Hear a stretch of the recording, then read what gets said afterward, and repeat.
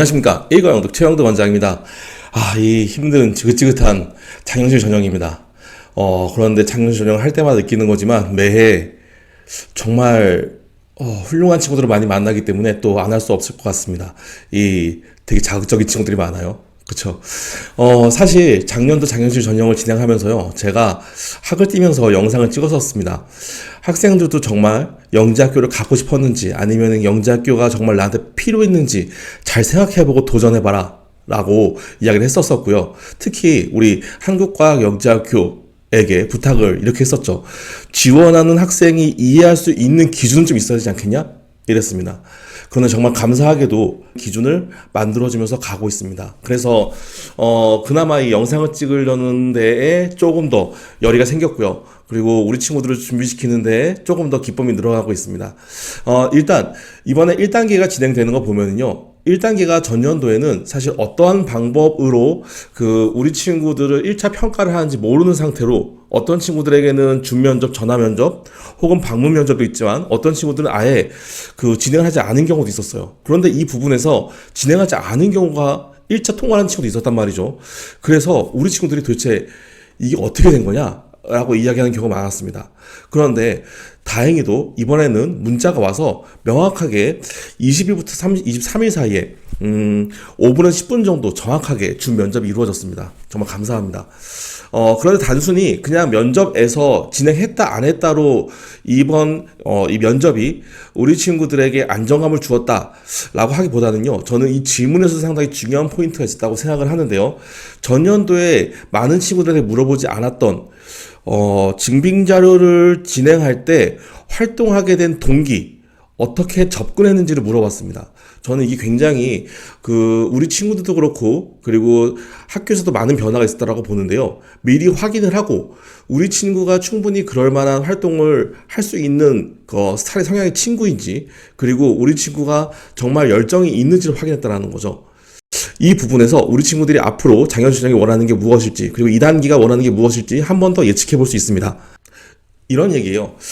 장영실 전형은 어떤 친구를 뽑느냐라고 이야기했을 때 제가 작년도에 좀 당황을 하면서, 특정 분야에 탁월한 탐구 역량을 갖고 있는 거 좋아요. 그런데 우리가 생각할 때 일반형 친구들이 이 친구들이고, 그래서 일반 전형을 보는 친구들이고, 우리는 장영실 전형을 약간 이런 식으로 애매하게 한두 가지 조금 더 잘하지만 한두 가지 좀 부족한 정도라고 생각했다면, 이번 장영실 전형 어떻게까지 뽑았을 때에는 완벽하게 한 분야에 뾰족한 친구를 뽑았다라는 거죠.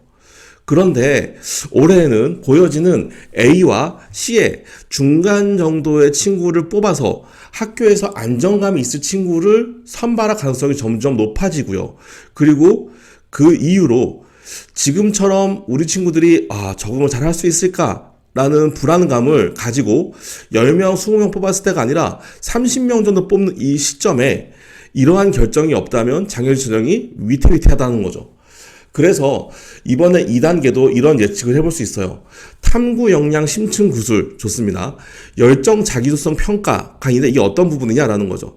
즉 우리 친구들이 탐구 과제 능력이 있는 건 좋지만 평상시에도 다른 과목에서도 열정이 있고 자기주도적으로 접근하려고 하는 마음이 있는지, 한마디로 열심히 하려는 마음이 있는지를 계속 지속적으로 살피겠다라는 거죠. 언제요? 2차에서요. 그리고 탐구 역량 심층 구술에서 제가 생각하기에는 기초 역량을 다른 분야도 확인하지 않을까라는 궁금증도 있습니다. 그래서 우리 친구들한테 올해는 더더욱이 수학과학 기초 학업 역량을 가지고서 2단계 준비하는 게 좋겠다 인 거고요. 이걸 위해서 별도로 공부한다 라는 건 사실 시간도 길지 않고, 또 한 가지는 이 부분에서 어려운 난이도의 내용들을 넣지 않았기 때문에 영재학교 정도 수준이 아닐 거라는 거죠. 하지만 수학적인 과학적인 활용도를 보는 것들이 나오지 않을까라는 예측입니다. 그리고 두 번째로요, 우리 친구들이 작년 같은 경우, 재작년 같은 경우엔 사실 실험의 논리성, 그 다음에 실험에서 반영된 개념을 명확하게 알고 있는지만 확인했는데요. 올해에는 실험 과정이 우리 친구가 충분히 탐구할 만큼 합리적이었는지, 그리고 우리 친구들이 정말 열심히 접근했었고 혹시 오류나 실행 과정에 문제가 있었을 때 그것을 해결하려고 어떠한 생각을 했는지, 이런 부분들에 대한 태도적인 부분도 보지 않을까라는 게 2단계에서 다시 한번 생각되십니다.